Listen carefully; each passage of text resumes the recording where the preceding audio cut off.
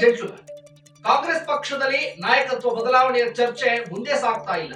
ಬಣ ಬಡಿದಾಟ, ಸಾಲು ಸಾಲು ಸಭೆಗಳು, ಪರ ವಿರೋಧ ಹೇಳಿಕೆಗಳ ನಡುವೆಯೇ ಸುತ್ತಾಡ್ತಾ ಇದೆ. ಏತನ್ಮಧ್ಯೆ ಸಚಿವ ಸತೀಶ್ ಜಾರಕಿಹೊಳಿ ಅವರು ಡಿಸಿಎಂ ಡಿಕೆ ಶಿವಕುಮಾರ್ ಹೈಕಮಾಂಡ್ ಭೇಟಿ ವಿಚಾರಕ್ಕೆ ಸಂಬಂಧಪಟ್ಟ ಹಾಗೆ ಪ್ರತಿಕ್ರಿಯೆ ಕೊಟ್ಟಿದ್ದಾರೆ. ದೆಹಲಿಗೆ ಹೋದಾಗ ಹೈಕಮಾಂಡ್ ಅನ್ನ ಭೇಟಿ ಮಾಡೋದು ವಾಡಿಕೆ ಅಷ್ಟೇ ಅಂದಿದ್ದಾರೆ. ಎಸ್ ವೀಕ್ಷಕರೇ, ನೆಲ ಜಲ ಭಾಷೆಗಾಗಿ ಪ್ರಾಮಾಣಿಕ ಪತ್ರಿಕೋದ್ಯಮ, ನೀವು ನೋಡ್ತಾ ಇದ್ದೀರಾ ಫೋಕಸ್ ಟಿವಿ. ನಾನು ಶಿವು ರಾನರಾಪುರ. ಜನವರಿ ಪ್ರಾಯಶಃ 6ನೇ ತಾರೀಕು ಅವರಿಗೆ ಸ್ಥಾನ ದೊರಕುವಂತ 99 ಭಾಗ ಒಂದು ಅವಕಾಶ ಇದೆ.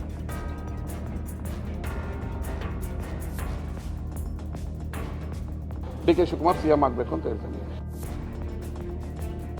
ಹೈಕಮಾಂಡ್ ಏನ್ ಹೇಳುತ್ತೋ ಅದೇ ಲೆಕ್ಕಕ್ಕೆ ಬರೋದು. ಕಾಂಗ್ರೆಸ್ ಪಾಳೆಯದಲ್ಲಿ ನಾಯಕತ್ವ ಬದಲಾವಣೆ ಚರ್ಚೆ ಮಾತ್ರ ನಿಲ್ತಾ ಇಲ್ಲ. ದಿನಕ್ಕೊಬ್ಬರ ಹೇಳಿಕೆ ನಾನಾ ಊಹಾಪೋಹಗಳನ್ನ ಸೃಷ್ಟಿ ಮಾಡ್ತಾ ಇದೆ. ಇದೀಗ ಡಿಸಿಎಂ ಡಿಕೆ ಶಿವಕುಮಾರ್ ದೆಹಲಿಯಲ್ಲಿ ಹೈಕಮಾಂಡ್ ಅನ್ನ ಭೇಟಿ ಮಾಡುವ ಕುರಿತು ಸಚಿವ ಸತೀಶ್ ಜಾರಕಿಹೊಳಿ ಪ್ರತಿಕ್ರಿಯೆ ಕೊಟ್ಟಿದ್ದಾರೆ. ದೆಹಲಿಯಲ್ಲಿ ಹೈಕಮಾಂಡ್ ಭೇಟಿ ಮಾಡೋದು ವಾಡಿಕೆ, ಅದರಲ್ಲೇನು ಹೊಸತಿಲ್ಲ. ದೆಹಲಿಗೆ ನಾಯಕರು ಹೋದಾಗ ಹೈಕಮಾಂಡ್ ಅನ್ನ ಭೇಟಿ ಮಾಡ್ತಾರೆ. ಅಧಿಕಾರ ಹಂಚಿಕೆ ಗೊಂದಲವನ್ನ ಹೈಕಮಾಂಡ್ ಬಗೆಹರಿಸ್ತಾರೆ ಅಂತ ಹೇಳಿದ್ದಾರೆ.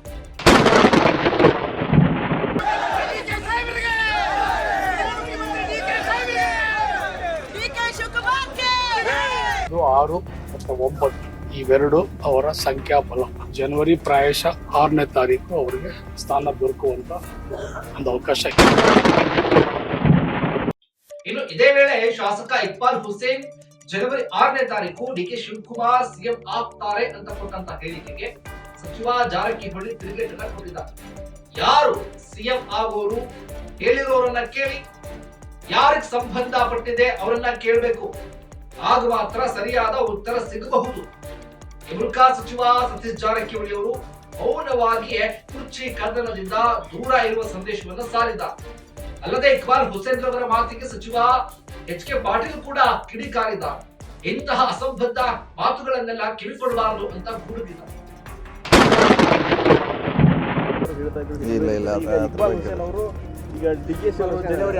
ಇಲ್ಲ, ಅದನ್ನ ಅದ್ರ ಬಗ್ಗೆ ನಾವೇನು ಮಾತಾಡೋದು. ನೀವು ಅವ್ರನ್ನ ಕೇಳಿ, ಯಾರು ಆಗೋವ್ರನ್ನ ಕೇಳಿ, ಯಾರು ಹೇಳಿದಾರ ಅವ್ರನ್ನ ಕೇಳಿ, ನಮಗೆ ಸಂಬಂಧಪಟ್ಟ ವಿಷಯ ಅಲ್ಲ. ಹೈಕಮಾಂಡ್ ಸೂಚನೆ ಬಳಿಕವೂ ಈ ಮಾತುಗಳು ಬರ್ತಾ ಇರೋದು ಅನುಮಾನಕ್ಕೆ. ಅವ್ರನ್ನ ಕೇಳ್ಬೇಕು. ನೀವು ಯಾರಿಗೆ ಸಂಬಂಧಪಟ್ಟ ಅವ್ರನ್ನ ಕೇಳಿದ್ರೆ ಸರಿಯಾದ ಉತ್ತರ ಸಿಗ್ಬೋದು. ಈಗ ನಮಗೂ ಅದಕ್ಕೂ ಸಂಬಂಧ ಇಲ್ಲ. ನಾವು ಹೇಳಿದಂಥ ಉತ್ತರನೂ ಅಲ್ಲದ. ಸೊ ಅವ್ರನ್ನ ಕೇಳಿದ್ರೆ ಸರಿಯಾದ ಉತ್ತರ ಸಿಗ್ಬೋದು ನಿಮಗೆ. ಇನ್ನು ಸಚಿವ ಸತೀಶ್ ಜಾರಕಿಹೊಳಿ, ಲಕ್ಷ್ಮೀ ಹೆಬ್ಬಾಳ್ಕರ್, ಎಚ್.ಸಿ. ಮಹದೇವಪ್ಪ, ದಿನೇಶ್ ಗುಂಡೂರಾವ್, ಮಧು ಬಂಗಾರಪ್ಪ, ಭೈರತಿ ಸುರೇಶ್ ಹೀಗೆ ಸಾಕಷ್ಟು ಮಂದಿ ಸಿದ್ದು ಬಣದಲ್ಲಿದ್ದು ಮುಖ್ಯಮಂತ್ರಿ ಸ್ಥಾನದ ಬಗ್ಗೆ ಎಲ್ಲಾ ನಿರ್ಧಾರವನ್ನ ಹೈಕಮಾಂಡ್ ತೆಗೆದುಕೊಳ್ಳುತ್ತೆ. ಯಾವ ರೀತಿಯಲ್ಲಿ ಹೈಕಮಾಂಡ್ ಬಗೆಹರಿಸುತ್ತೋ ಕಾದು ನೋಡೋಣ ಎಂಬ ಮಂತ್ರವನ್ನ ಜಪಿಸ್ತಾ ಇದೆ. ಆದ್ರೆ ಸಿದ್ದರಾಮಯ್ಯ ಪುತ್ರ ಯತೀಂದ್ರ ಮಾತ್ರ ನಮ್ಮಪ್ಪನೇ ಸಿಎಂ ಆಗಿರ್ತಾರೆ ಅಂತ ಪದೇ ಪದೇ ಹೇಳಿಕೆಯನ್ನ ಕೊಟ್ಟು ಸಂಚಲನ ಸೃಷ್ಟಿ ಮಾಡ್ತಾ ಇದ್ದಾರೆ. 5 ವರ್ಷ ಮುಖ್ಯಮಂತ್ರಿಯಾಗಿ ಮುಂದುವರಿಯುವ ಸಿದ್ದರಾಮಯ್ಯ ಸಾಹೇಬರಿಗೆ 5 ವರ್ಷ ಮುಂದುವರಿಯುವ ಮುಖ್ಯಮಂತ್ರಿ ಸಿದ್ದರಾಮಯ್ಯ ಸಾಹೇಬರಿಗೆ ಜಯವಾಗಲಿ.